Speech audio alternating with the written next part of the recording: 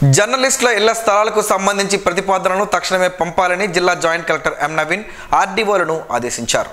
జర్నలిస్టుల హౌసింగ్ పథకంకు సంబంధించి రెండవసారి జిల్లా జాయింట్ కలెక్టర్ అధ్యక్షతన ఏర్పాటు చేసిన సమావేశంలో Tekkali sub collector Noral Kumar, Palasa RDO doctor Bharat Nayak, Srikakulam RDO CH రంగయ్యలు వర్చువల్గా పాల్గొన్నారు. ఈ సందర్భంగా డివిజన్ వారీగా సమీక్షిస్తూ పలాస డివిజన్లో సైట్లు గుర్తించినది లేనిది అడగగా ఇప్పటికే సైట్ గుర్తించడమైనదని దరఖాస్తులు పరిశీలించినట్లు ఆర్డీఓ భరత్ నాయక్ చెప్పగా తక్షణమే సంబంధిత ప్రతిపాదనలు అందజేయాలని ఆదేశించారు.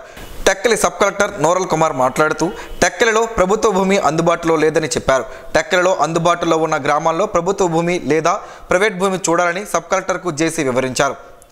చర్యలు త్వరితగతిన ప్రారంభించి ప్రతిపాదనలు పంపాలని ఆదేశించారు. శ్రీకాకుళం డివిజన్లో ఆమదాల వలస, తిమ్మాపురం, బోర్జా, సరుబుజ్జిలి, లావేరు మండలాల్లో ఇప్పటికే సైట్ చూడమైందని శ్రీకాకుళం ఆర్డీఓ సిహెచ్ రంగయ్య జేసీకి వివరించారు.